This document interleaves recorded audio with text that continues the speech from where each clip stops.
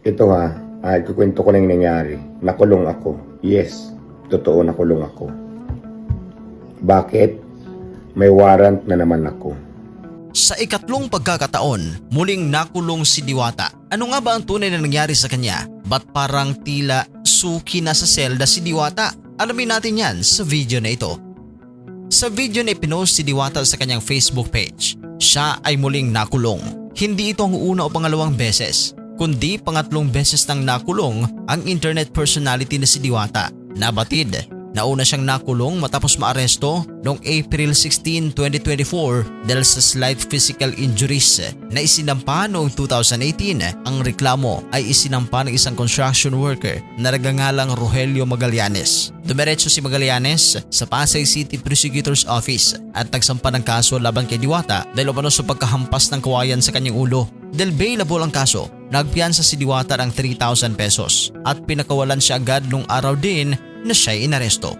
Samantala, noong Oktubre 2025, muli na namang inaresto si Diwata dahil dito nagtungo siya sa programa ni Raffy Tulfo sa Raffy Tulfo in Action at dito niya isinumbong ang mga nangyari. Ang pulis mula 13 Martires, Cavite ay nagpunta sa bahay niya noong October 7, 2025 para ipatupad ang isang warrant of arrest na ipinalabas ng korte ng Mandaluyong City. Ang warrant ay nauugnay sa isang paglabag sa Anti-Street Obstruction Ordinance. Ayon sa pulisya, ang kaso ay nag-ugat sa insidente noong March 2025 kung saan 5 lalaki ang nahuli sa Mandaluyong dahil sa pag-iinom sa kalye na labag sa ordinansa. Isa sa mga nasakote ay nagpresenta ng Teen ID na nakapangalan kay Neo Balbuena na hindi malinaw ang quality at hindi niya sariling ID. Dahil hindi siya nagbayad ng multa at hindi lumabas sa korte, itinaas ang kaso sa korte at nagpalabas ng warrant ng pag-aresto sa pangalang Deo Harito Balbuena na ayaw malaman ng pulis na hindi iyon ang totoong gumawa ng paglabag. Sa investigasyon na ginawa sa pamamagitan ng programa ni Senator Raffy Tulfo, aminado mismo ang pulis na si Patrolman Johari Bugabong na ang taong naaresto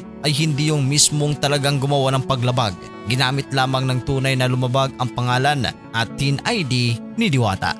At bago lang, muli na naman siyang nakulong dahil sa business violations. Nito lamang Pebrero 2026, emosyonal si Diwata at sinabing sobra siyang na-stress sa mga nangyari nang hinainan siya ng warrant of arrest nang hindi man lang umano siya nakatanggap ng sabina. Anya hinuli raw siya ng alas 6 ng gabi at magdamag siyang nakakulong.